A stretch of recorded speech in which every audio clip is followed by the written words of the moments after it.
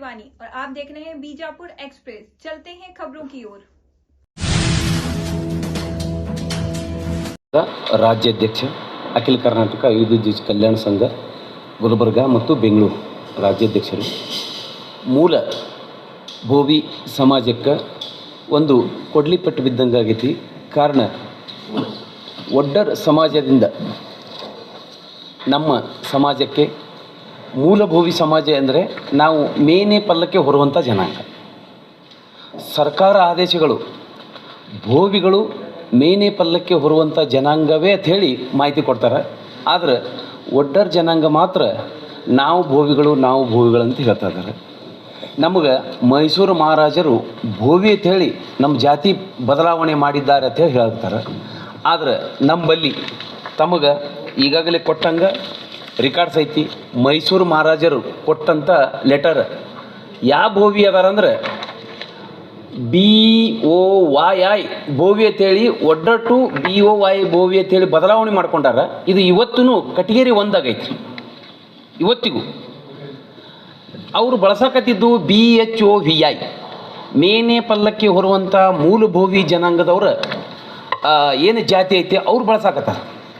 ಆದರೆ ನಮ್ಮದು ಒಂದು ವಿನಂತಿ, ನಮ್ಮದು ಜಾತಿ ಸಣ್ಣ ಜಾತಿ. ನಾವು ಮೂರೇ ಊರಲ್ಲಿ ಇರ್ತೀವಿ ರೀ.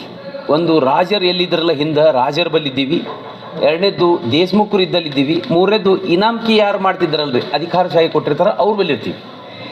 ಸರಾಸರಿ ಇಡೀ ಕರ್ನಾಟಕದ ನಾವು ಇರೋದು ತಾಲೂಕಿಗೆ 3 ಊರಲ್ಲಿ ಮಾತ್ರ ಇದ್ದೀವಿ. ಅದೂ ಸಣ್ಣ ಜನಸಂಖ್ಯೆ, 2 ರಿಂದ 3 ಲಕ್ಷ ಜನಸಂಖ್ಯೆ. ಒಡ್ಡರ ಜನಸಂಖ್ಯೆ ಇರೋದು 9 ರಿಂದ 10 ಲಕ್ಷ ಜನಸಂಖ್ಯೆ. ಮತ್ತು ಅವರು ರಾಜಕೀಯ ಮತ್ತು ಆರ್ಥಿಕವಾಗಿ ಬಹಳ ಪ್ರಬಲವಾಗಿರೋದರಿಂದ ಮತ್ತು ಅವ್ರದ್ದೇ ಆದ ಒಂದು ಗುರುಪೀಠ ಇರೋದರಿಂದ ಸರ್ಕಾರದ ಮೇಲೆ ಶಕ್ತಿ, ಜನಸಂಖ್ಯೆ ಶಕ್ತಿ, ರಾಜಕೀಯ ಶಕ್ತಿ ಅವರು ಪ್ರಯೋಗ ಮಾಡಿ ಅವರಂತೆ ಏನು ಆಡಿರ್ಬೇಕು ಎಲ್ಲನೂ ಮಾಡ್ಕೋತಾರೆ.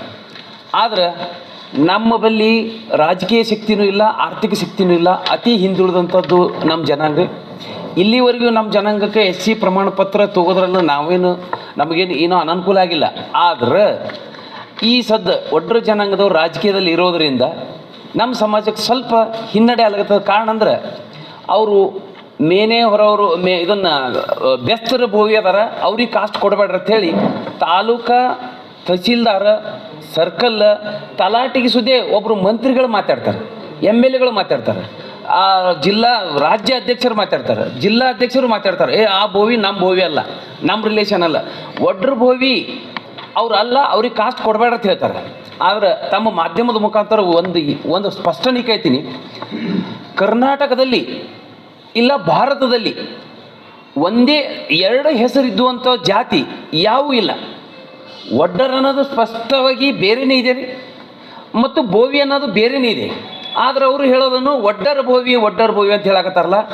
ನಿಮ್ಮ ಮಾಧ್ಯಮ ಮುಖಾಂತರ ಅವರಿಗೊಂದು ಕ್ವಶನ್ ಕೇಳೋಕ್ಕೆ ಇಚ್ಛಪಡ್ತೀನಿ. ಅಕಸ್ಮಾತ್ ನಿಮ್ಮಲ್ಲಿ ಸರ್ಕಾರದ್ದು ಒಡ್ಡರ್ ಭೋವಿ ಅಂತೇಳಿ ಏನೋ ರೆಕಾರ್ಡ್ ನಿಮ್ಮ ಹತ್ರ ಇತ್ತು, ನೀವು ನಮಗೆ ಸ್ಪಷ್ಟವಾಗಿ ತೋರಿಸ್ರಿ. ಆನಂತರ ಮೈಸೂರು ಮಹಾರಾಜರು ನಮ್ಮನ್ನು ಭೋವಿಗಳು ಮಾಡಿದ್ರು ಅಂತ ನಿಮ್ಮಲ್ಲಿ ಏನು ಐತಲ್ಲ ಆಧಾರ. ಅಕಸ್ಮಾತ್ ನೀವು BHOVIನೇ ಮೈಸೂರು ಮಹಾರಾಜರು ನಿಮ್ಮನ್ನು ಭೋವಿಗಳು ಮಾಡ್ಯಾರ ಅಂತ ಹೇಳಿದ್ರೆ ನಾವು ಒಪ್ಕೊಂಡು ಬಿಡ್ತೀವಿ. ನಮ್ಮದು ಸಣ್ಣ ಸಮಾಜ. ಆದ್ರೆ ಜಾತಿ ಬಿಟ್ಕೊಡಕ್ಕೆ ನಾವಲ್ಲ. ನಿಮ್ಮ ಜಾತಿ ಒಳಗೆ ನಾವು ಬರಲ್ಲ, ನಮ್ಮ ಜಾತಿ ಒಳಗೆ ನೀವು ಬರಕ್ಕೆ ಹೋಗ್ಬೇಡ್ರಿ. ನೀವು ಹುಟ್ಟಿದ ಜಾತಿ ನಿಮಗಿರಲಿ, ನಾವು ಹುಟ್ಟಿದ ಜಾತಿ ನಮಗಿರಲಿ. ಸರ್ಕಾರ ಸವಲತ್ತಿನಾಗ ನೀವು SC ಪ್ರಮಾಣ ಪತ್ರ ಈಗ ಒಡ್ಡ ಅಂಥೇಳಿ 2002ರಿಂದ ಅಧಿಕೃತವಾಗಿ ಭೋವಿ ಒಳಗೆ ತತ್ಸಮಾನ ಮಾಡ್ಕೊಂಡು ಬಂದಿದ್ವಿ. ಅದಕ್ಕೆ ನಮ್ಮದೇನು ವಿರೋಧ ಇಲ್ಲ. ಈಗ ನಿಮ್ಮದು ಭೋವಿ ಒಡ್ಡ ಏನಿದಿರಲ್ಲ ಅದಕ್ಕಿರ್ರಿ. ಒಡ್ಡರ ಜಾತಿ ನೀವು SC ಒಳಗೆ ಇದ್ದೀರಿ, ಇರ್ರಿ, ನಾವು ವಿರೋಧಿಲ್ಲ.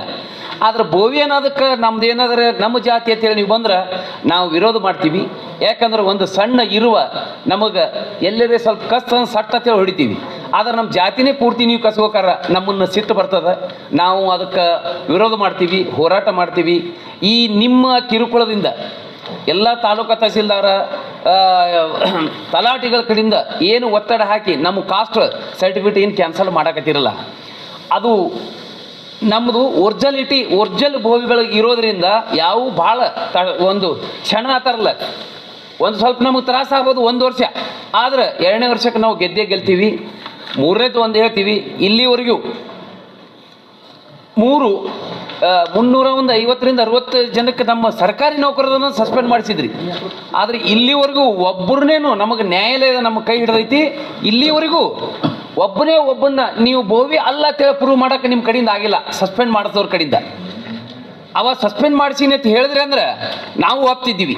ಆದರೆ ನೀವು ಇಲ್ಲಿ ಮಟ್ಟ ನಮಗೆ ಕಿರುಕುಳ ಕೊಡಕತ್ತಿರಲ್ಲ. ಆ ಕಿರುಕುಳದಿಂದ ನಮ್ಮ ಜನ ಸೋತೋಗ್ಯದ.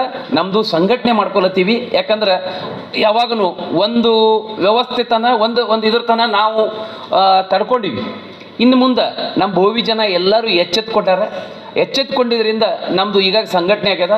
ಸರ್ಕಾರ ಮಟ್ಟಕ್ಕೆ ನಾವೇನು ಮುಟ್ಟಿಸ್ಬೇಕು ಸಂಘಟನೆ ಹೋರಾಟ ಬೆಳಗಾವದಲ್ಲಿ 25,000 ಜನಸಂಖ್ಯೆ ಕೂಡಿ ಒಂದು ಹೋರಾಟ ಮಾಡಿ ಮನವಿ ಮಾಡೀವಿ.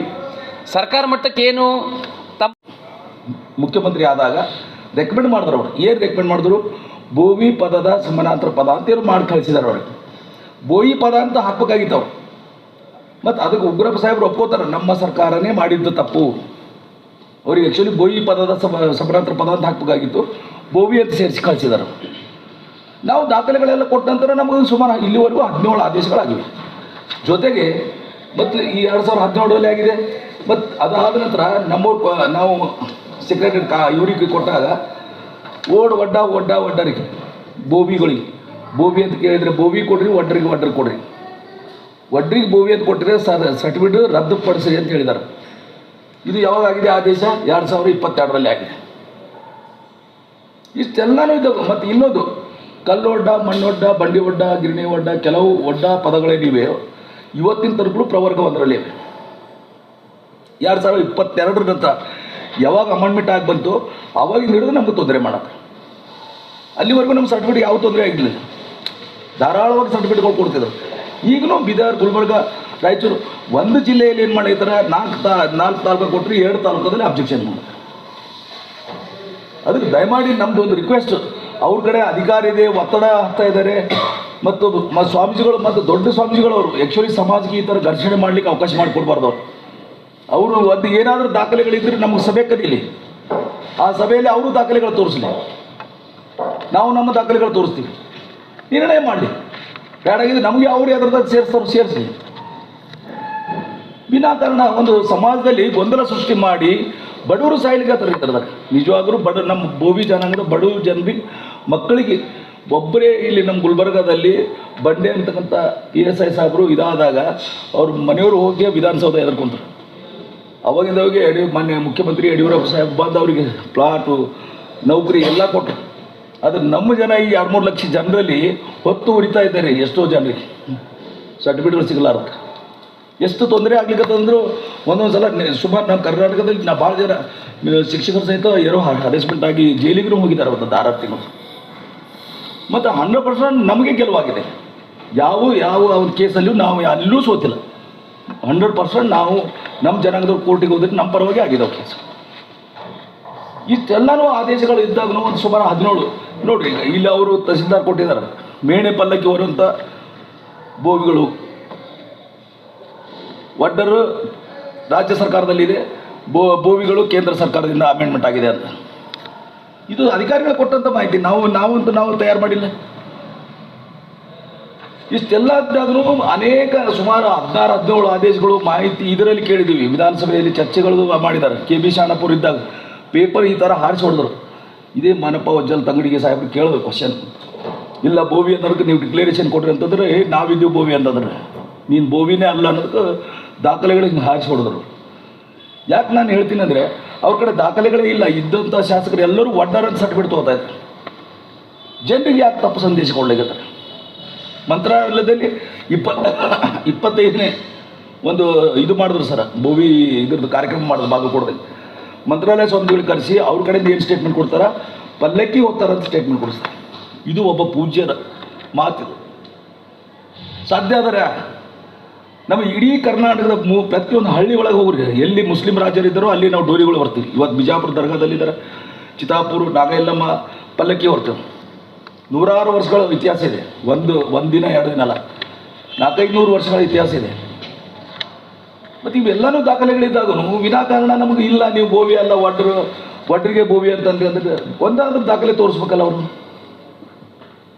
ನಾವು ವೇದಿಕೆ ಮಾಡಿರಿ, ನೀವು ಮಾಧ್ಯಮದವರು ದಯಮಾಡಿ ಕೈ ಜೋಡಿಸ್ತೀನಿ. ನಾನು ನೋಡ್ರಿ ಒಬ್ಬ ವ್ಯಕ್ತಿಗೆ ಏನಾದರೂ ಆದ್ರೆ ಸರ್ಕಾರದಲ್ಲಿ ಎಷ್ಟು ದೊಡ್ಡದು ಇದಾಗ್ತದೆ. ಅದು ನಮ್ಗೆ ಯಾಕೆ ನ್ಯಾಯ ಸಿಗ್ತಾ ಇಲ್ಲ? ನಾವು 1998ರಲ್ಲಿ ಒಂದು ಸಂಘ, ಅಖಿಲ ಕರ್ನಾಟಕ ಭೋವಿ ಸಂಘ ಮಾಡಿಕೊಂಡು ಅವಾಗಿಂದ 98ರಿಂದ ಇಲ್ಲಿವರೆಗೂ ನಾವು ಹೋರಾಟ ಮಾಡ್ತಾ ಇದ್ದೀವಿ. ಸರ್ಕಾರ ಆದೇಶ ಎಲ್ಲ ಕೊಟ್ಟಿದೆ, ಆದರೆ RI ತಹಸೀಲ್ದಾರ ಮಾಧ್ಯಮದಲ್ಲಿ ಈ ನಡುವೆ ಇರ್ತಕ್ಕಂಥ ಅಧಿಕಾರಿಗಳು ದಾರಿ ತಪ್ಪಿಸ್ತಾ ಇದ್ದಾರೆ. ಅವ್ರು ಹೇಳ್ತಾರೆ, ಇಲ್ಲರಿ ನೀವು ಭೋವಿ ಇದ್ದೀರಿ ಸರ್, ನಮ್ಗೆ ಒತ್ತಡ ಅದ ಸರ್, ನಮ್ಮ ನೌಕರಿ ಕಳೀತಾರೆ ಸರ್, ಈ ಥರ ಹೇಳಿಕೆ ಕೊಡ್ತಾರೋ. ಇಲ್ಲರಿ ಸರ್, ದಾಖಲೆಗಳು ಕೊಡ್ರಿ, ಯಾಕೆ ನೀವು ಸುಮ್ಮನೆ ಸತಾಯಿಸ್ತೀರಿ ಬಡ ಜನರಿಗೆ ಅಂತ. ಓಕೆ ಸರ್, ಏನೇ ಮಾಡಿರಿ ದಯಮಾಡಿ ತಾವು ಇದ್ರ ಮೇಲೆ ನಮ್ಮ ಭೂಮಿ ಒಂದು ಇದು ಪದದ ಮೇಲೆ ಬೆಳಕು ಚೆಲ್ಲಿ ನಮ್ಗೆ ನ್ಯಾಯ ಸಿಗೋದು ತಾವು ಮಾಡ್ತೀರಿ ಅಂತಕ್ಕಂಥ ಮಾತನ್ನು ಭೋವಿ ಸಮಾಜ ವಿವಿಧೋದ್ದೇಶ ಕಲ್ಯಾಣ ಸಂಘ ಬಿಜಾಪುರದ ಜಿಲ್ಲಾಧ್ಯಕ್ಷ ಮಹೇಶ್ ಒಡೆಯರ್ ಅಂತ ಮಾತಾಡೋದು. ಈಗಾಗಲೇ ಹೇಳಿದ್ವಿ, ಇವತ್ತೇ ನಾವು ಈ ಪತ್ರಿಕಾಗೋಷ್ಠಿ ಕರೀಲಿಕ್ಕೆ ಮೇನ್ ಕಾರಣ ಅಂದ್ರೆ ಈಗ ಮುಂದೆ ಬರುವಂಥ 19ನೇ ತಾರೀಕಿಗೆ ಇನ್ನೊಂದು 2-3 ದಿನದಲ್ಲಿ ಈ ಒಡ್ರ ಸಮಾಜದವ್ರು ಏನು ಮಾಡ್ತಾ ಇದ್ದಾರೆ, ಭೋವಿ ಸಮಾಜದ ಜನಾಂದೋಲನ ಅಧ್ಯಕ್ಷ ಬೆಂಗಳೂರದಾಗ ಒಂದು ಉಗ್ರ ಪ್ರಮಾಣದ ಹೋರಾಟವನ್ನು ನಡೆಸ್ತಾ ಇದ್ದಾರೆ. ಭೋವಿ ಜನೋತ್ಸವ ಅಂತ ಮಾಡ್ತಾಯಿದ್ದಾರೆ. ನಾನು ಅದಕ್ಕೆ ಮೊದಲಿಗೆ ಭೋವಿ ಅಂತ ಪದ ಯೂಸ್ ಮಾಡ್ಕೊಂಡಿದ್ದಕ್ಕೆ ಅದಕ್ಕೆ ದೊಡ್ಡ ಮಟ್ಟದಲ್ಲಿ ಖಂಡಿಸ್ತೀನಿ. ನಮ್ಮ ಮೂಲ ಭೋವಿ ಸಮಾಜ ಅಂದರೆ ಮೇಣೆಯವರು ಪಲ್ಲಕ್ಕಿ ಸಮಾಜದವರಿಂದ ಅದನ್ನು ಖಂಡನೆ ಮಾಡ್ತೀನಿ. ಈಗಾಗಲೇ ರಗಡ ಸರ್ಕಾರದ್ದು ಸುತ್ತೋಲೆಗಳು ಬಂದಾಗಿದೆ, ಭೋವಿಯವ್ರಿಗೆ ಭೋವಿ ಅಂತ ಕೊಡ್ರಿ, ಒಡ್ರ ಅಂತ ಕೊಡ್ರಿ ಅಂತ. ಸಾಕಷ್ಟು ಕಡೆ ಈಗ ಅದು ನಮ್ಮ ಹೋರಾಟಗಳು ಮೊದಲು ನಮ್ಗೆ ಸಂಘಟಿತ ಇದಿರಲಿಲ್ಲ. ನಮ್ಮ ಸಮಾಜ ಚಿಕ್ಕ ಸಮಾಜ ಆಗೋದ್ರಿಂದ ಶೈಕ್ಷಣಿಕವಾಗಲಿ ಆರ್ಥಿಕವಾಗಲಿ ಅಥವಾ ಸಾಮಾಜಿಕವಾಗಲಿ ಸ್ಟ್ರಾಂಗ್ ಇರಲಿಲ್ಲ. ಈಗೆಲ್ಲ ಜನ್ರೇಷನ್ ಮ್ಯಾಗ ಎಲ್ಲರೂ ಎಜುಕೇಷನ್ ಆಲತ್ತದ, ಎಲ್ಲರ ಮುಂದೆ ಬರ್ತಾ ಇದ್ದಾರೆ. ಇದೊಂದು ಒಗ್ಗಟ್ಟು ತೋರಿಸಿ ಸಾಕಷ್ಟು ಕಡೆ ನಾವು ಹೋರಾಟಗಾರ ಮಾಡಿದೆವು. ಕರ್ನಾಟಕದ ಪ್ರತಿ ಜಿಲ್ಲೆಯಲ್ಲಿ ಪ್ರತಿ ತಾಲೂಕದಲ್ಲಿ ನಾವೆಲ್ಲ ಹೋರಾಟ ಮಾಡಿದೆವು. ಇದನ್ನು ಅವರು ಸ್ವಲ್ಪ ಶಾಕ್ ಮುಟ್ತವ್ರಿಗೆ. ಶಾಕ್ ಮುಟ್ಟಿದ ನಂತರ ಕೆಲವೊಂದು ಕಡೆ ಅವರೇ ಈಗೇನು ಹೋರಾಟ ಮಾಡ್ತಾರಲ್ಲ, ಭೋವಿ ಅನ್ನೋದು ಹೊಡೆದಾಗ ಸಾಕಷ್ಟು ಕಡೆ ಈಗಾಗಲೇ ನಮ್ಮ ಅಧ್ಯಕ್ಷರು ಹೇಳಿದಾಗ ಒಡ್ರ ಅನ್ನೋದು ಪದ ಹಾಕ್ಕೊಂಡೇ ಅವ್ರು ಮಾಡಿದ್ರು. ಹೀಗಾಗಿ ಈಗ ಏನವರು ಒಂದು ಕತೆ ಐತಲ್ಲ, ಒಂದು ಸುಳ್ಳನ್ನು 100 ಸಾರಿ ಹೇಳಿದ್ರೆ ಅದೇನೋ ಸತ್ಯ ಆತ ಅಂತ ಅವ್ರೇನೋ ತಿಳಿದಾರೆ. ಈಗಾಗಲೇ ನಮ್ಮ ಸರ್ಕಾರದಿಂದ ಒಂದು 17 ಆರ್ಡರ್ ಒಂದೂ ನಮಗೇನಷ್ಟಿಲ್ಲ. ಭೋವಿ ಮೂಲ ಭೋವಿ ಇದೇ ಮೇನೆ ಪಲ್ಲಕ್ಕಿ ಹೊರೋರಂತೆ ಅದಾರ. ಈಗ ಎಕ್ಸಾಂಪಲ್ ಹೇಳ್ತೀನಿ, ನಮ್ಮ ತಂದೆಯವ್ರ ಕಾಲದಾಗಿಂದ ಹೇಳ್ರಿ ಗೌರ್ಮೆಂಟ್ ನೌಕರಿ ಅದಾರ, ಅವ್ರು ಗೌರ್ಮೆಂಟ್ ಸರ್ವಿಸ್ ಬುಕ್ ಆಡೋದಾಗೂ ಅದ Bhovi related to schedule caste ಅಂದರೆ BHO VI ಇವರಿಗೆ ಶೆಡ್ಯೂಲ್ ಕಾಸ್ಟ್ ಅಂತ ಕೊಡಬೇಕಾಗ್ತದೆ. ಈಗಾಗಲೇ ಹಿರಿಯರು ಸಾಕಷ್ಟು ಪಾಯಿಂಟ್ಗಳು ಹೇಳಿದ್ದಾರೆ. ಇನ್ನು ಮುಂದೆ ಬರಮಾನಂಥ ದಿನಗಳಲ್ಲಿ ಈಗ ಅವ್ರೇನು ಸುಮ್ಮನೆ ತೊಂದರೆ ಕೊಡ್ತಾ ಇದ್ದಾರಲ್ಲ, ಈಗ ಹೇಳಿದೆ 100 ಸರ್ತಿ ಒಂದು ಸುಳ್ಳು ಸತ್ಯ ಆಗ್ತಿದ್ದಾರೆ, ಅದಂತೂ ಆಗೋದಿಲ್ಲ. ಯಾಕಂದ್ರೆ 17 ನಮ್ಮದು ಈ ಸದ್ಯ ಗೆಜೆಟ್ ಕೊಡಬೇಕಾದ್ರೆ 17 ನಮ್ಗೆ ಆರ್ಡರ್ಸ್ ಕೊಡಬೇಕಾದ್ರೆ ಎಲ್ಲಿಯೂ ನಮಗೆ ಒಂದು ಆರ್ಡರ್ದಾಗ ಸದ್ಯಕ್ಕೂ ಇವರು SC ಅಲ್ಲ ಅಂತೇಳಿ ಬಂದಿಲ್ಲ. ಇವರು ಮೇಣೆಯವರವರು, ಇವರು ಪಲ್ಲಕ್ಕಿಯವರವರು, ಇವರೇ ಮೂಲ ಭೋವಿಗಳು, ಇವರು ಪರಿಶಿಷ್ಟ ಜಾತಿಗೆ ಪಡ್ತಾರೆ ಅಂತ ಹೇಳಿ ಕೊಟ್ಟಾರ. ಈಗ ನಮ್ಮದಿಲ್ಲಿ ಮೇನ್ ಹೇಳೋದಂದ್ರೆ ಇಲ್ಲೇ ನಾವು ಮಾಡೋದು ಇದು ಪತ್ರಿಕಾಗೋಷ್ಠಿ ಉದ್ದೇಶ ಅಂದರೆ ಇದೆ. ಈಗ 19ನೇ ತಾರೀಕಿಗೆ ಅದನ್ನು ಅವರು ಮಾಡುತ್ತಿದ್ರೂ ಅವರು ಒಡ್ರ ಅಂತೇಳಿ ಹಾಕೊಂಡು ಮಾಡಲಿ, ಅದಕ್ಕೆ ನಮಗೇನೂ ತೊಂದರೆ ಇಲ್ಲ. ಭೋವಿ ಅನ್ನೋದನ್ನ ಪದನ ತೆಗೆದು ಹಾಕಿ ಮಾಡಬೇಕು. ಇನ್ನೊಂದು ನಮ್ಮ ಮೂಲ ಭೋವಿ ಸಮಾಜದವ್ರಿಗೂ ಈ ಒಂದು ನಿಮ್ಮ ಮಾಧ್ಯಮದ ಮುಖಾಂತರ ನಾವು ವಿನಂತಿ ಮಾಡ್ಕೊಳಕ್ಕೆ ಹೋಗ್ತೀನಿ, ನೀವೆಲ್ಲರೇ ಅದು ಭೋವಿ ಅಧ್ಯಕ್ಷನ ಕನ್ಫ್ಯೂಷನ್ ಆಗಿ ಅಂದರೆ ನಮ್ಮ ಮೂಲ ಮೇಣೆಯವರವರು ಪಲ್ಲಕ್ಕಿಯವರವರು ಇದ್ದಾರಲ್ಲ, ಇವರೆಲ್ಲರೂ ಕನ್ಫ್ಯೂಸ್ ಆಗಿ ಆ ಹೋರಾಟಕ್ಕೆ ಸಾಥ್ ಕೊಡಬಾರ್ದು ಅನ್ನೋದು ಅಷ್ಟೇ ವಿಚಾರ.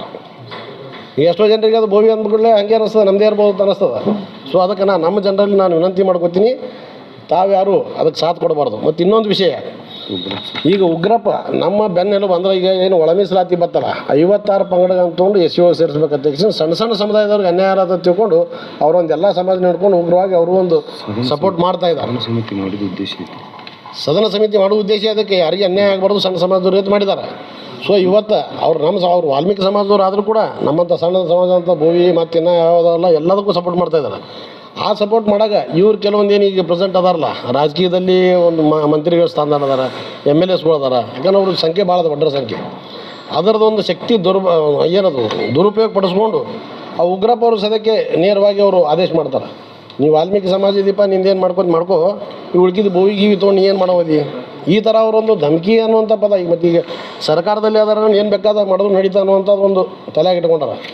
ಈಗ ಯಾವತ್ತು ಒಂದು ಮನುಷ್ಯಾಗ ನನಗೆ ತೊಂದರೆ ಆದ್ರೆ ಬೇರೆ, ಇನ್ನೊಬ್ರು ತೊಂದರೆ ಆದ್ರೆ ಬೇರೆ. ಯಾವಾಗ ನಮ್ಮ ಇದು ಬುಡಕ್ಕೆ ಬಂದದ ನಮ್ಮ ಭೋವಿ